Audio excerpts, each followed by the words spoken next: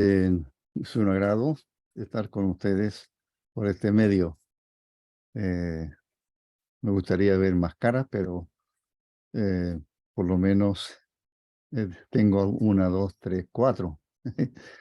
Eh, Vamos a continuar con el tema. El tema tiene que ver con la oración, pero mayormente con una explicación, no tan tal vez tan detallada como quisiera, pero sobre el Padre Nuestro. El Padre Nuestro es un modelo de oración. No es un formato a seguir, aunque lo sabemos algunos de memoria, como dije el martes pasado, pero creo que allí está no todo lo que hace una oración. No todas las oraciones son iguales. Hay oraciones que son privadas, que es la más importante. Como dijo el Señor, cierra la puerta, te encierras y hablas a tu Padre que ve en secreto. Así que y está la oración pública, como la que acabamos de escuchar, en las iglesias respectivas. Hay reuniones de oración y también, por supuesto, cada vez que tenemos reuniones hay oraciones. Así que la oración es vital. La oración, si es que no lo dije, la oración declara de nosotros o confiesa de nosotros que nosotros somos dependientes, que nosotros no somos autosuficientes, que somos absolutamente débiles, que no podemos hacer nada sin la fortaleza, la ayuda, dirección del Señor. Imposible.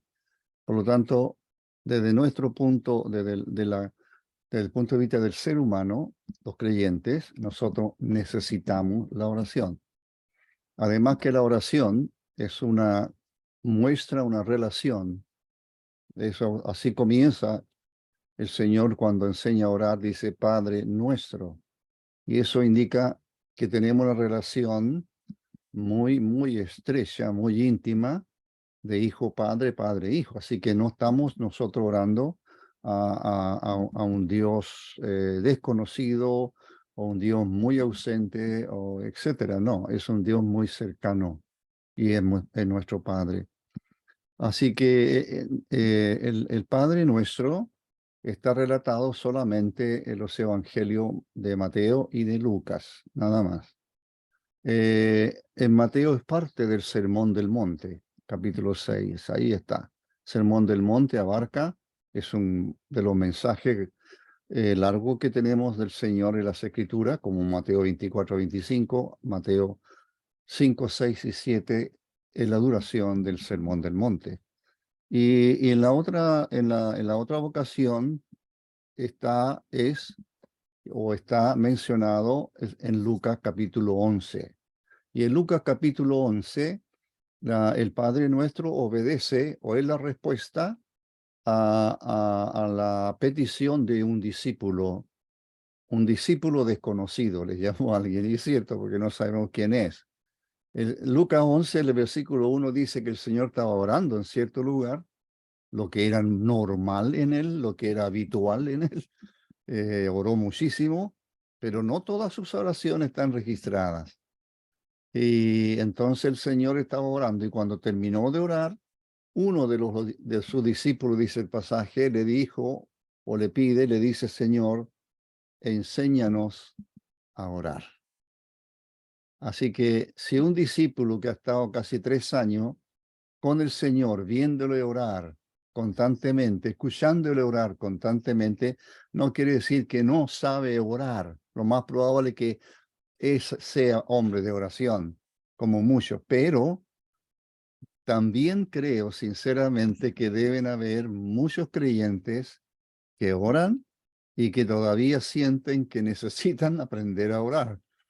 Y ahí estamos algunos, ¿ya? Siempre estamos necesitando saber orar. Entonces, la petición es tremendamente importante, la que hace este discípulo, enséñanos a orar. Cada creyente a quien les hablo ahora, cada una puede hacerse o preguntarse a sí mismo si si realmente necesitas saber orar. Pero una cosa es orar y otra cosa es saber orar, porque puede ser que esté orando constantemente, pero a lo mejor su oración no está siendo quizá muy efectiva, pensará alguien. Bueno, no lo sabemos, solo Dios sabe, Dios escucha, Dios oye, y a veces responde a nuestras oraciones en forma afirmativa, otras veces no, y otras veces será esperar. Esas son las tres respuestas, ustedes la han escuchado muchas veces de nuestras oraciones. El Señor oró en Getsemaní, un tremendo, con una angustia muy intensa. Él lo confiesa. Él le dice a sus discípulos, mi alma está muy triste hasta la muerte. Y ahí le dice que oren con él. Y entonces, ¿cuál es la oración del Señor? El Señor dice, Padre, si es posible, pasa de mí esta copa, pero no se haga mi voluntad sino la tuya. Y esa respuesta, tal como el Señor la pide, no se realizó. O sea, sí el Señor tomó esa copa, ¿ya? Pero esa era la voluntad. He ahí lo que hace la diferencia en nuestras oraciones. Cuando oramos fervientemente, estamos orando algo, pero finalmente cada creyente, a medida que va conociendo más al Señor, sabe perfectamente, aprendido por los años, que en realidad la oración que Él está haciendo, una petición que Él cree que es una necesidad muy grande, probablemente puede ser que el Señor diga, no. El apóstol Pablo, ya sabéis lo que pasó con el apóstol Pablo, ¿verdad? El apóstol Pablo tiene un aguijón en su carne, le llama un mensajero de Satanás que lo abofetee, y enseguida él dice, bueno, he rogado al Señor 3 veces que lo quite de mí. Debe ser molesto para él, tendría que ser, y no sabemos qué es, pero el apóstol pide al Señor, que lo quite de él. Y el Señor, que le contestó, no, le dijo, bástate mi gracia, mi poder se perfecciona en la debilidad. Ya conocéis el pasaje. Así que tenéis muchos textos, hermanos, tenemos muchos textos para aprender realmente a orar. Pero el Padre Nuestro, una buena guía, es un buen modelo para mirar qué cosas el Señor dijo. Para algunos son 6. Para otro, hay un puritano que tengo por ahí, un escritor de los siglos pasados, y tiene un libraco tremendo de grueso, nada más que del Padre Nuestro. No lo leí, le decía a mi señora delante, yo todavía no lo leo. Pero él dice en un momento dado, para él hay 7 peticiones, para otro hay 6. Lo más probable es que yo vea 6 con ustedes. Así que leo Mateo capítulo 6 y versículo 5. Jesús y la oración es el título, Mateo 6 y 5. Y cuando ores, voy a ponerme esta cosa mejor. Cuando ores, no sea como los hipócritas. Mateo comienza este Padre Nuestro haciendo una advertencia. Lucas, al final del Padre Nuestro, habla de 3 tipos de como parábolas, son parábolas respecto a la oración, que no están registradas de los otros evangelios. Por ejemplo, la tercera es la del fariseo y el publicano, solo está mencionada por Lucas. Eso es después del Padre Nuestro. Cuando ores, no sea como los hipócritas, esa es la advertencia. Me salto al Padre Nuestro. Entonces, vosotros, el versículo 9, vosotros pues oraréis así. Y aquí viene este formato o este modelo no para repetirlo constantemente, sino para que nos ayude lo que es importante que debe contener nuestra oración. Las 3 primeras peticiones no tienen que ver con nosotros, eso dije el martes pasado. Las 3 primeras oraciones o peticiones no son para nosotros, no es, sino que hablan del Señor. Y las otras 3 sí son de nosotros o para nosotros. Versículo 9, Padre nuestro, hasta ahí llegamos el martes pasado, Padre nuestro que estás en los cielos. Eso es lo que dije hasta ahí. Mire, esta es la primera petición. Sean santificado sea tu nombre. La segunda, venga tu reino. Y la tercera, hágase tu voluntad como en el cielo, así también en la tierra. Esas son las primeras tres. Así que el Padre Nuestro usted lo puede dividir en dos tipos de peticiones. Una, las primeras tres tienen que ver exclusivamente con la persona de Dios, no con nosotros. Y eso ya, y después dice el versículo 11, aquí esto es para nosotros.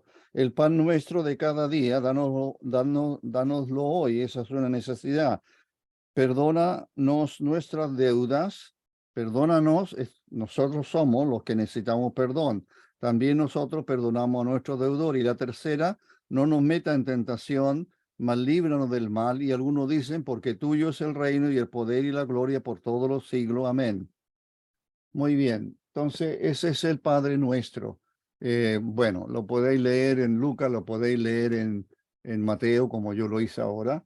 Yo solamente ah, estaba, vamos a mirar, yo creo que alcanzo a mirar las dos primeras, donde el Señor dice, santificado sea tu nombre. Esa es la primera petición. Entonces, resumiendo la lectura, nuestras oraciones no parten con nosotros.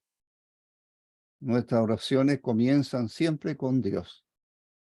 Por eso es bueno cuando está orando alguien, uno dice Padre nuestro, o si es privada, Padre mío, o Señor, y empezamos o comenzamos, o debiéramos comenzar con en algún grado que sea alabanza para el Señor, reconociendo quién es. Reconociendo quién es.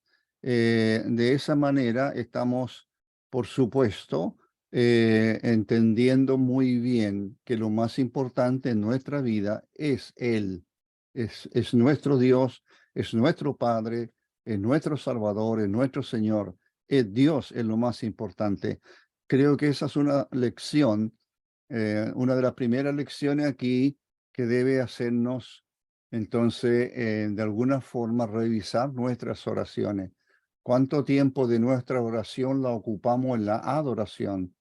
¿Cuánto tiempo de nuestra oración, cuánto de lo que estamos diciéndole al Padre, a nuestro Dios, cuánto de lo que estamos diciéndole tiene que ver con su gloria, tiene que ver con su majestad, tiene que ver con Él, con su persona santa? Eso es lo primero. Y por eso que el Padre nuestro, que el Señor lo enseña, vosotros oraréis así: Padre nuestro que estás en los cielos, santificado sea tu nombre, número uno. Luego, hágase tu voluntad como en el cielo, así también en la tierra. Y luego habla de la venida de su reino. Venga tu reino. Muy bien.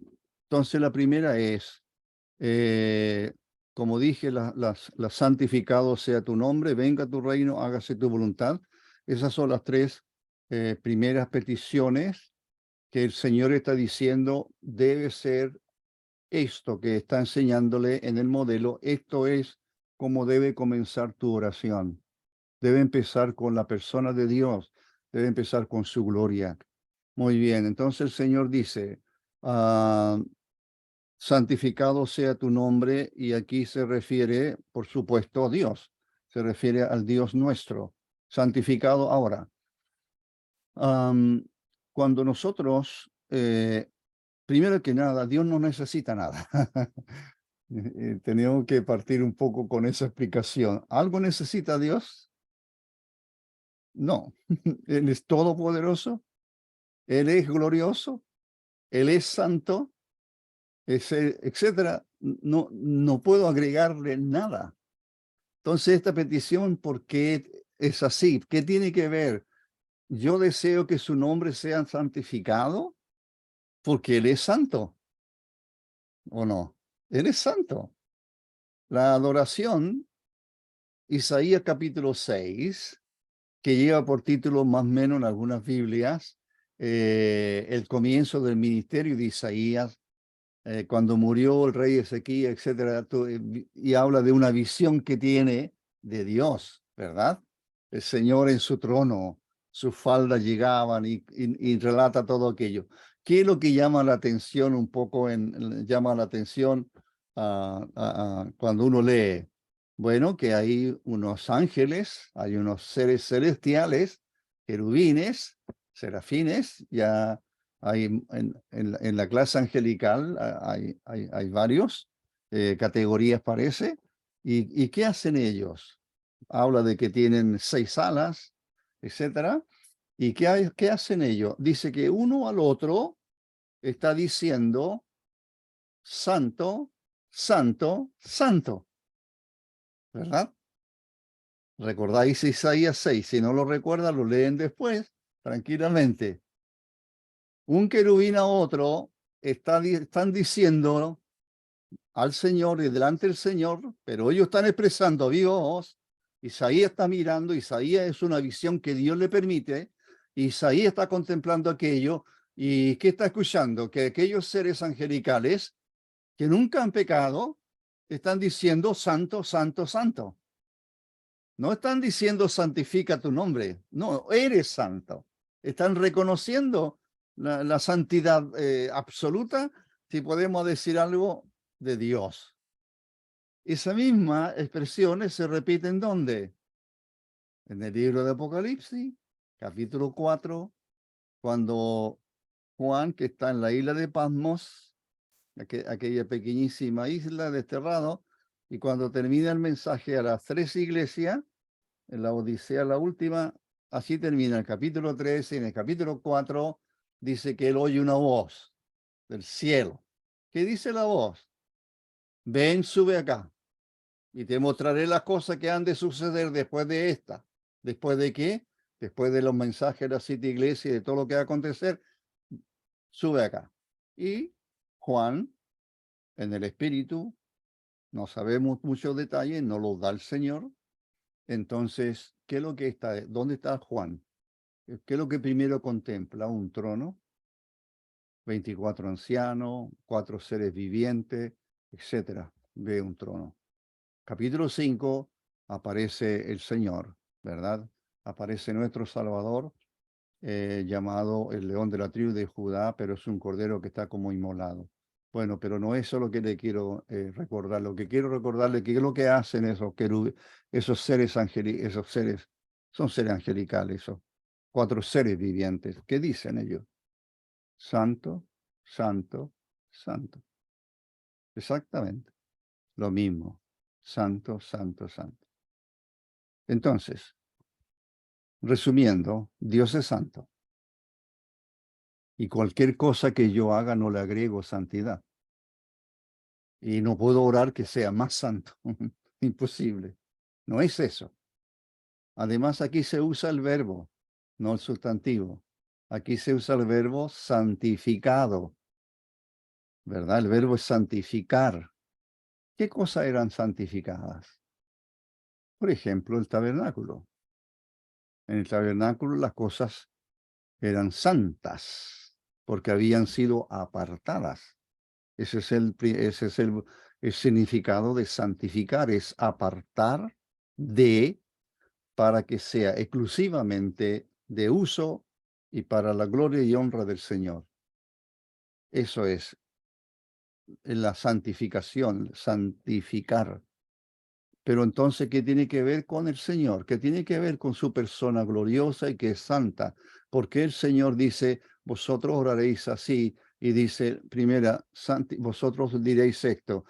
Empieza la oración y dice, santificado sea tu nombre. Si Dios ya es santo, ¿por qué los discípulos y los creyentes debiéramos decir, Señor, santifica tu nombre? Ahora, cuando se habla del nombre, ah, se refiere a la persona de Dios, ¿ya? Antiguamente el nombre tenía mucho más significado que hoy en nosotros.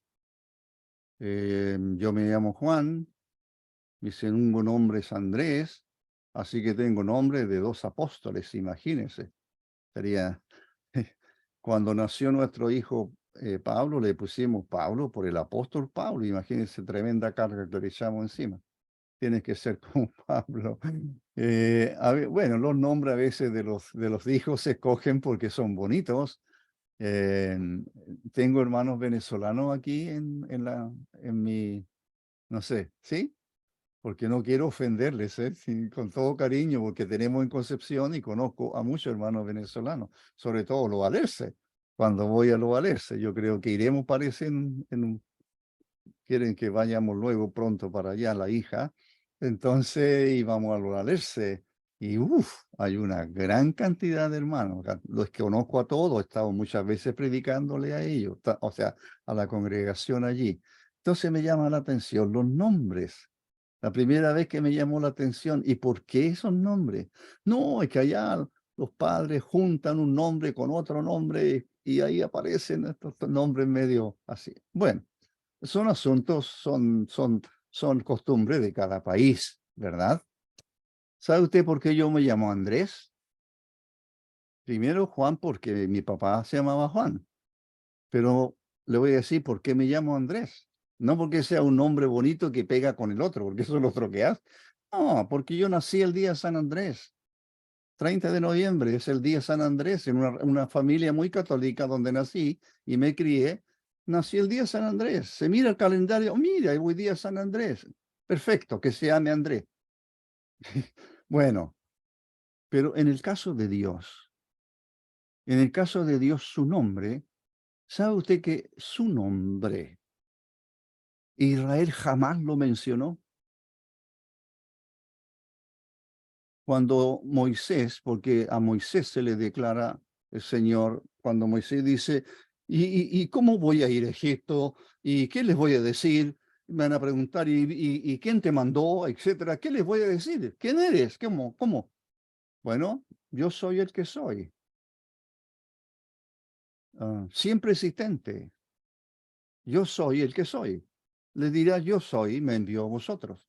Bueno, ¿sabe usted que el nombre ese tiene 4 letras y no tiene consonantes, no tiene vocales, solo consonantes? No se puede pronunciar. No para nosotros, imposible. Entonces se buscó con los años, le buscaron un arreglo que en español es Jehová, que a muchos estudiosos no le agrada, no es buena.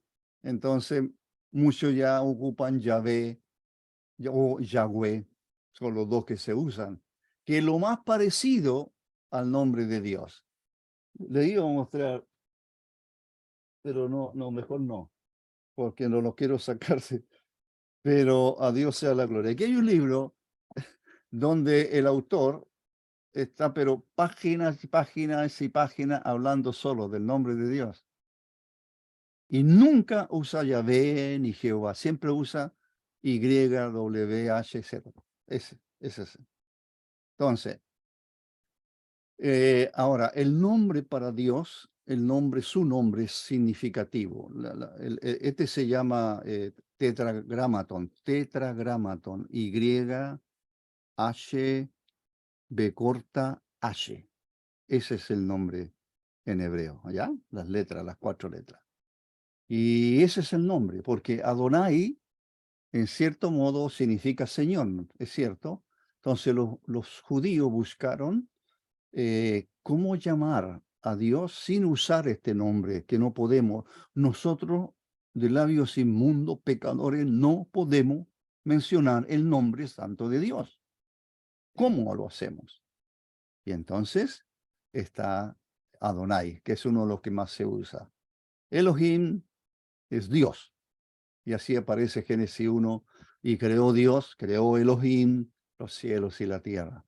Bueno, no quiero apartarme del tema, pero tiene que ver porque el Señor está diciendo, santificado sea tu nombre. Y por eso que el pueblo judío jamás, hay 2 cosas que ellos nunca llamaron a Dios Padre. No, no como la iglesia. No se ve al pueblo judío llamándole, podréis cuando el Señor vino aquí a este mundo y él decía Padre, y mi Padre que me envió, y decían, pero ¿cómo? Pues su Padre. Eso es una blasfemia, no puede llamarle a Dios Padre, ¿verdad? Bueno, cuando dice santificado, si nosotros entendemos, como está diciendo un poquito, el significado del verbo santificar, que es apartar para, para algo santo. Eso es apartar, santificar es apartar algo. En este caso del tabernáculo, se apartaron, se separaron cosas, se separan de lo habitual del mundo para Dios. Por eso nosotros los creyentes somos santos. El Señor dijo, el apóstol Pedro habla que Dios habría dicho, sed santo porque yo soy santo. Sed santo vosotros. Dios me demanda de mí que yo sea santo, es decir, que yo viva apartado para Él, que viva apartado para Dios. Así que cuando el Señor está diciendo, vosotros oraréis así, santificado sea tu nombre. No puedo agregar, insisto, no podemos agregar santidad a Él. Él es santo. Pero ¿qué significa que sea santificado? Bueno, que nosotros los creyentes, porque no podemos exigirle esto al mundo, ¿verdad? Un mundo cada vez más lejos de Dios, pero los creyentes tenemos, creo que esto me da la impresión, creo, por lo que he mirado, que esto es lo que el Señor quiere de nosotros, que en realidad seamos nosotros tan celosos de su santidad. Santificado sea tu nombre cuando estoy orando, Señor, que no exista nada que te ofenda, ni en mi vida, ni en la vida de la iglesia o de los creyentes, que seamos realmente un pueblo santo, porque es lo único que te puede agradar, es lo único que te puede honrar y glorificar. Que nosotros no hagamos algo que a él no le va a afectar su santidad, por supuesto que no, pero sería una deshonra que el pueblo de Dios no viva conforme a la santidad de Dios. Santificado sea tu nombre, está diciendo el Señor, sean ustedes tremendamente celosos de que vuestro Dios y vuestro Padre es santo. Por tanto, en este mundo que estáis representando a Dios, porque Dios no le vemos, porque en la creación, los seres humanos, mira para todos lados y dice, ¿dónde está Dios? No está en todo, no. Pero los creyentes sí sabemos. ¿A quién tiene Dios en este mundo sino a nosotros? Así, hermanos, cuando el Señor está diciendo, oh, santificado sea tu nombre, está diciendo, en realidad, preocupémonos como iglesia, preocupémonos como creyente de que la santidad de Dios de parte nuestra no sea en absoluto, sea él deshonrado, sea él ofendido. Quizá puede ser ese el vocablo mejor, que nada ofenda a la persona santa de Dios. Somos un pueblo santo y debemos vivir en forma santa. Santificado sea tu nombre, porque estoy interesado que Dios siga reconociéndose en este mundo como un Dios santo, y yo soy responsable de que eso sea así. Muy bien. Entonces, Israel, como dije, ellos ah, estaban muy conscientes de que no podían usar el nombre de Dios, es demasiado santo. Yo soy el que soy, o otra traducción dice, a ver, el que existe por sí mismo, el que existe por sí mismo. Eso significa yo soy el que soy, este tetragramatón, como dije yo, de estas 4 letras. El significado entonces de la petición tiene que ver con un deseo ardiente. Eso es lo que el Señor quiere, que nosotros seamos de un corazón ardiente, un deseo ardiente de que todo el mundo se pueda inclinar en adoración, en reverencia, en alabanza.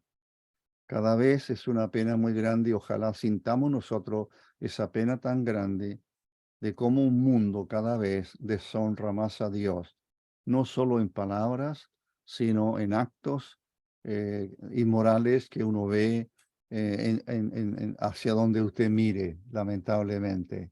Es un mundo cada vez más apartado, deshonrando al Creador. Así que, por ejemplo, y ahora dice Dios, oh Israel, ¿qué te pide? ¿Qué pide Jehová tu Dios de ti? ¿Qué pide? ¿Qué pide Yahvé de ti? Bueno, estoy leyendo Deuteronomio. Creo que no es la traducción de la Reina Valera, creo que otra que tengo aquí. ¿Qué es lo que pide Dios? Bueno, temer a Jehová tu Dios, o a Yahvé tu Dios, o a Yahweh tu Dios, caminar en todos sus caminos, dice el texto, amarlo, servir a Jehová tu Dios con todo tu corazón y con todo tu ser, y guardar los mandamientos y las ordenanzas de Yahvé o de Jehová que te ordeno hoy para tu propio bien. Estaba leyendo con otra traducción, Deuteronomio capítulo 10, versículos 12 y 13. Ahí está ese pasaje, si quieren anotarlo y leerlo después con más calma. Por tanto, una vida santa, esto es lo que creo que quiere decir más.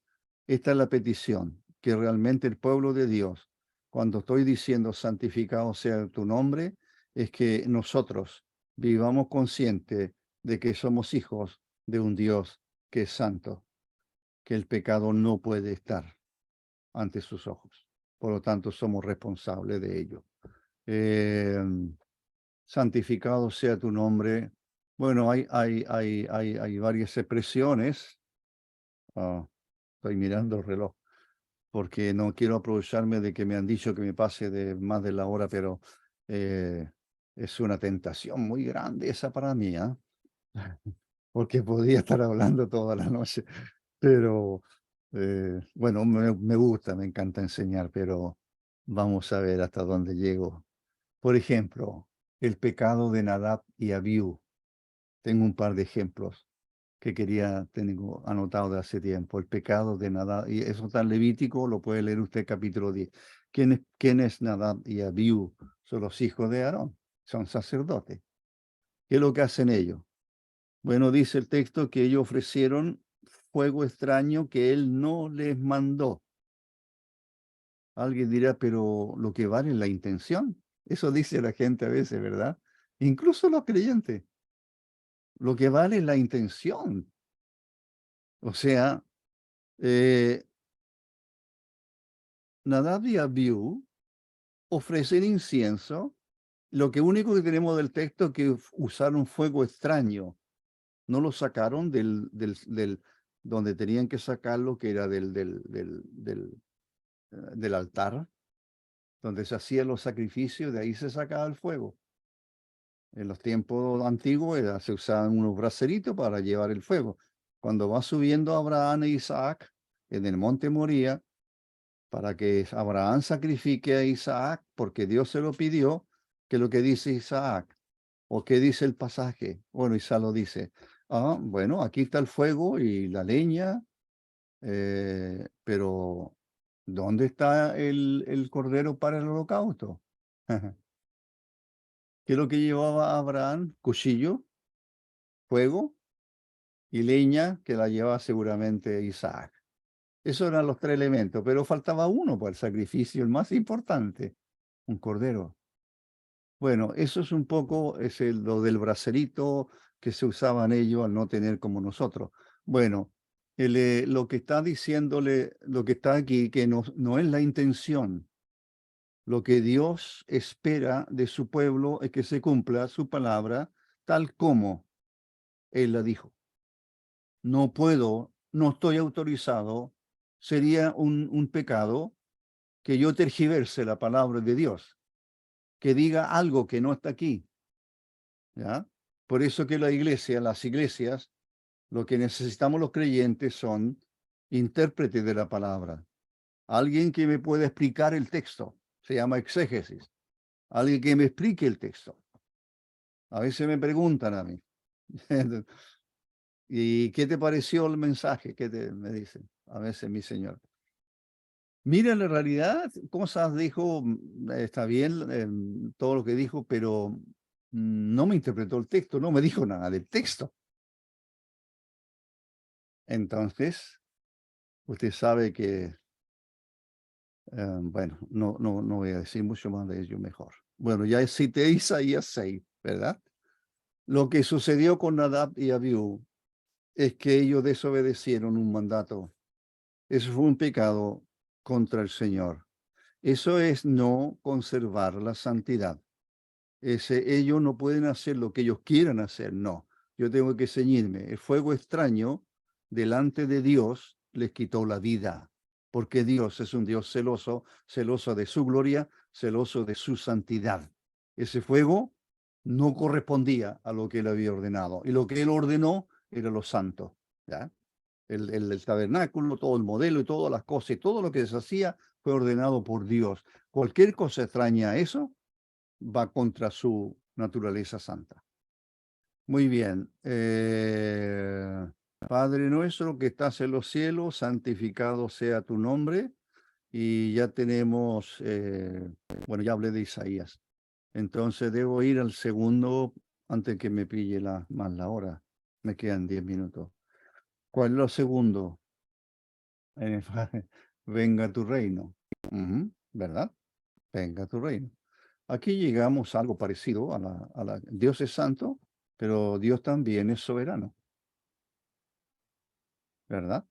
Dios es soberano. ¿Y cuál es la petición aquí?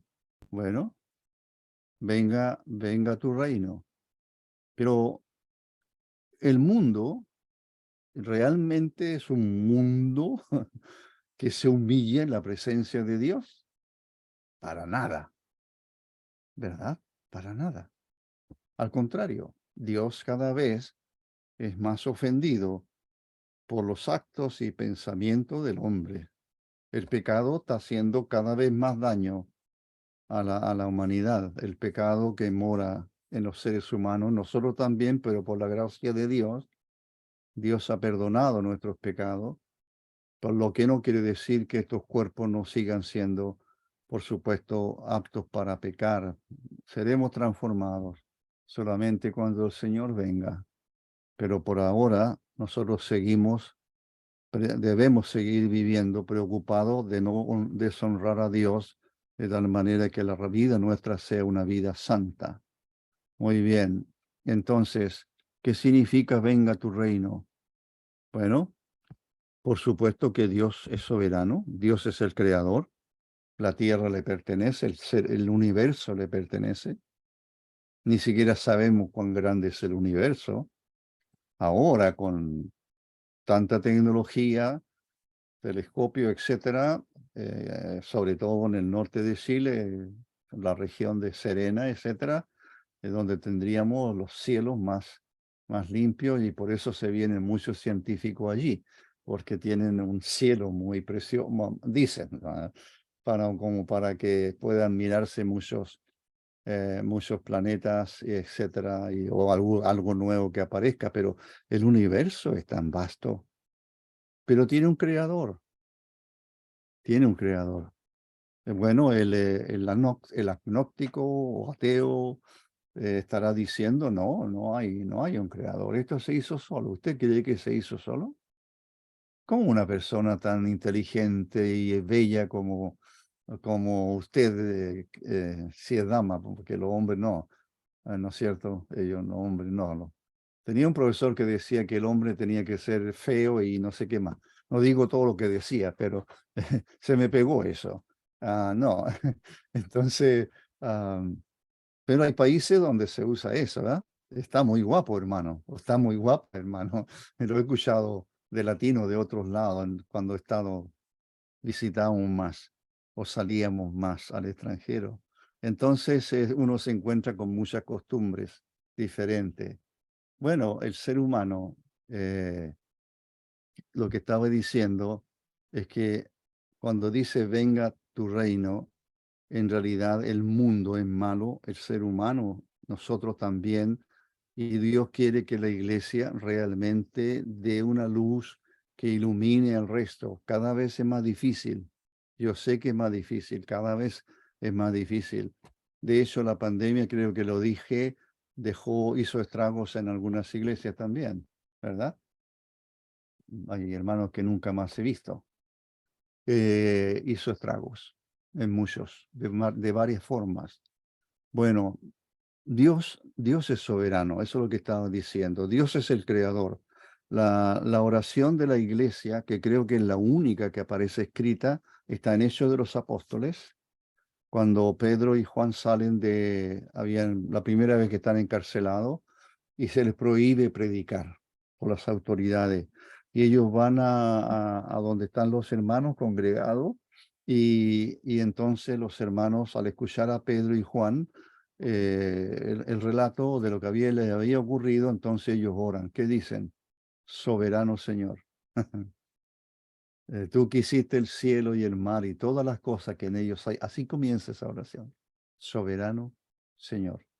Esto es rey. Este es el rey. Es soberano. El rey es un soberano. En la historia pasada, ¿verdad? Los que les gusta la historia, a mí me gusta mucho la historia. Y, y entonces uno encuentra muchos reinos. Habían reyes muy malos, si puedo usar esa palabra. No se podía ni siquiera levantar la cabeza. Los súbditos tenían que incluso ir retrocediendo, no se podía dar la espalda al soberano. Arriesgaba tu vida. Imagínate el Señor que hizo este mundo, este universo tan vasto. ¿El rey? Sí, es rey. ¿Y por qué entonces el Señor dice que oremos, venga tu reino? ¿Y él no reina? Bueno, hay otro rey, hay un usurpador todavía, es el Dios de este siglo, y él reina realmente en los seres humanos y en una sociedad. Pero Dios sigue siendo el soberano por sobre todas las cosas. Que permita que esto todavía ocurre, sí. Eso es su plan, sus propósitos son esos. Pero esto ya llegará a su fin, un mundo ajeno a la voluntad de Dios, que aborrece a Dios, que ignora a Dios, que no lo quiere, etcétera, etcétera. Es increíble, estuve escuchando ¿cómo podría decirse? Un foro de una universidad en Estados Unidos. Y donde hay un defensor de Dios, de la creencia en Dios, y hay un ateo. Son tremendas esos foros, ¿eh? Pero no le encontré mucho, por supuesto. Yo voy porque el que está defendiendo la existencia de Dios se lo exprese bien, pero no encontré argumento de peso en el opositor realmente. No, no, no. Bueno, hay un rey.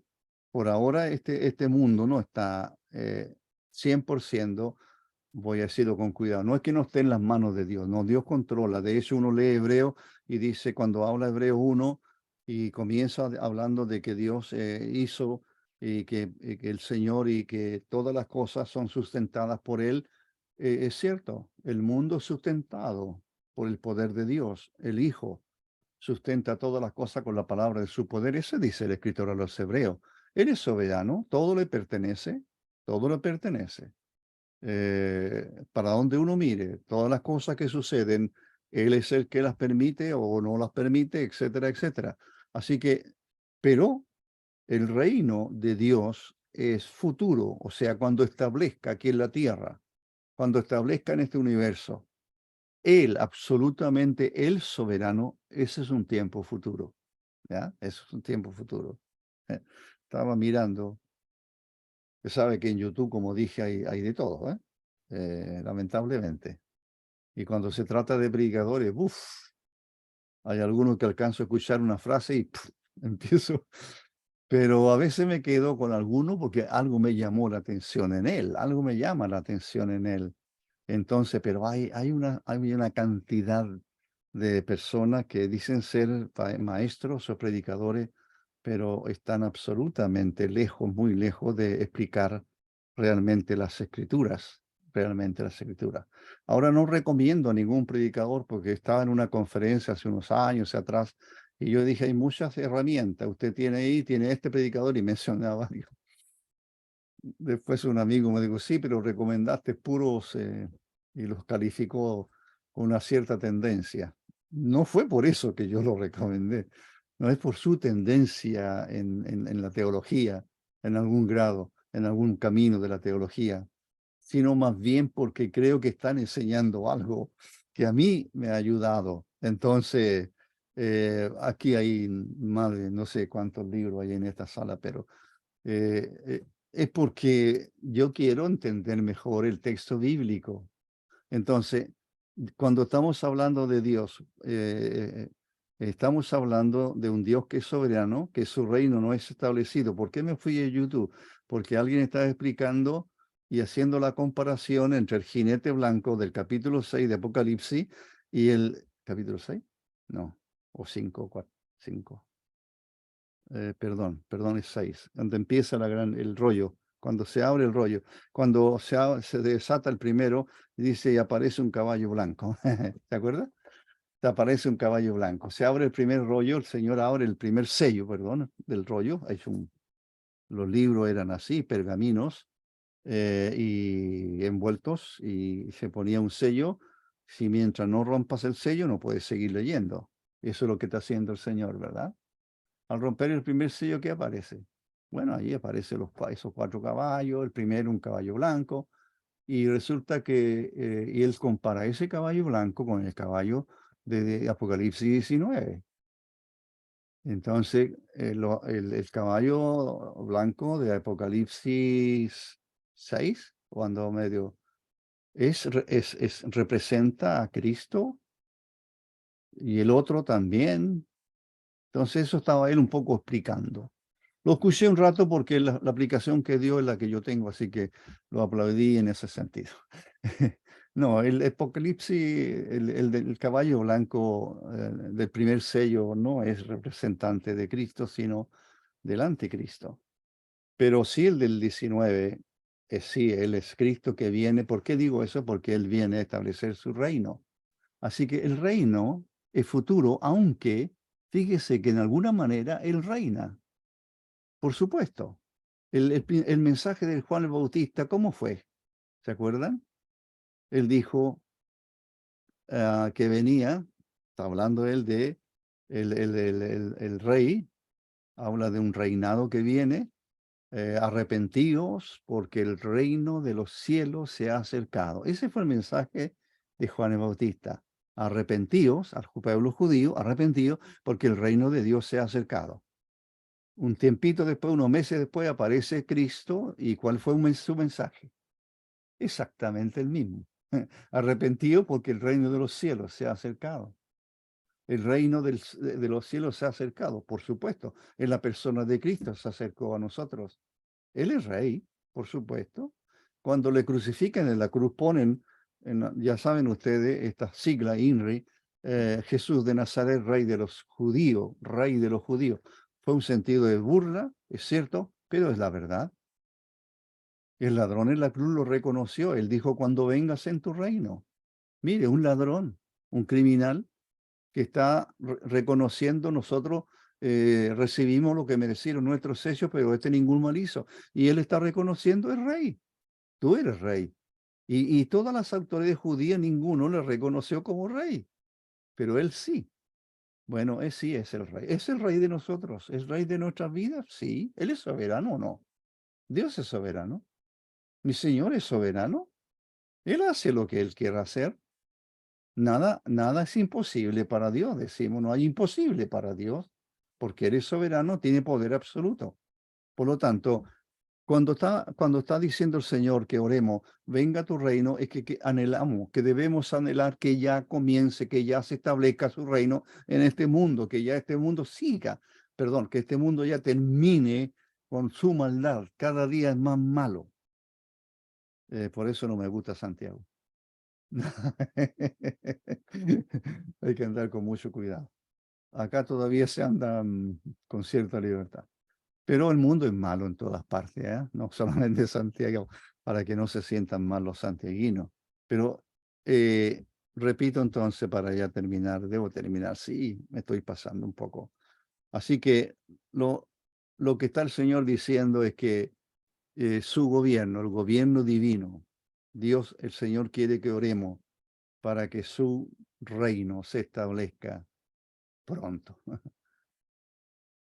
Como dice, sí, ven Señor Jesús, como termina Apocalipsis, he aquí vengo pronto, mi galardón conmigo. Y que dice la iglesia, que dice Juan, sí Señor, sí, ven Señor Jesús, ven. ¿Por qué? Porque se termina el reinado de Satanás, porque se termina el pecado, la maldad, porque habrán cielos nuevos, porque habrá tierra nueva, y porque donde morará la justicia y donde solamente habrá un solo soberano, que es el Dios Trino, pero en la persona del Hijo Eterno de Dios, que vino a ser por misericordia y gracia, vino a ser nuestro Salvador. No es una, no es una, no es una, como, no es algo por lo cual debiéramos estar nosotros tremendamente agradecidos y contentos de que hayamos conocido al Rey, que seamos súbditos del Rey. Él es mi Rey, Él es soberano, Él reina. ¿En mi vida reina? Sí. Él reina en la iglesia, Él es Rey, por supuesto. En el mundo, no, el mundo le ha rechazado, el mundo le crucificó, pero nuestra tarea es ir con el Evangelio para decirle a aquellas personas que están muy lejos, por supuesto, de Dios. Así que esta debe ser nuestra percepción. Venga tu reino. Es decir, que ahora realmente el Evangelio, eh, alguien dijo que tenga éxito, pero que el Evangelio primero. Escuché a alguien decir hace poco también en un mensaje, o lo leí, ya no me acuerdo, pero él decía, estamos predicando muy poco el Evangelio. Muy pocos se predica el Evangelio. Parece que pasaron aquellos tiempos en que las calles estaban llenas de predicadores o las plazas. Y cuántos hombres de Dios, me puse a leer la biografía de varios hombres de Dios que fueron al África, que fueron a la India, que fueron a la China, muchísimos fueron a la China. Le contaba a mi señora que había leído la historia, no me acordaba si la había leído antes, probablemente sí, pero ya se me empiezan a olvidar y la repaso, de un joven en Chicago que era riquísimo, su familia era muy acaudalada, año 1800, no recuerdo, y este joven nació en esa familia. Su padre era explotaba minas de oro, minas de plata, tenía yacimiento, así que tenían muy acaudado. Pero este joven conoció al Señor en la universidad, lo obligaron a ir a la universidad, no me acuerdo a cuál, Cambridge, una de esas universidades grandes, y él estudió, pero sabes, trabajó fuertemente entre los estudiantes, llegó a tener 150 estudiantes a quienes le enseñaba la palabra de Dios. Pero su deseo siempre, ¿sabe cuál era? Ir a un país árabe en esos años. Finalmente fue, finalmente fue. Tenía 26 años de edad y predicó y durante 3 meses y luego enfermó de meningitis. Duró 19 días y falleció. Y su único sueño era llevar el Evangelio a esos lugares. Está su tumba en el Cairo, porque estaba en Egipto cuando murió. Y está su tumba en el Cairo.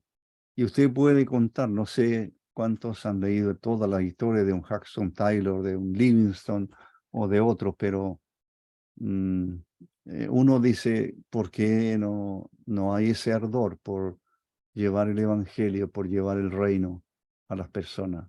Porque eso es lo que dijo el Señor, arrepentido, el reino de los cielos se ha acercado.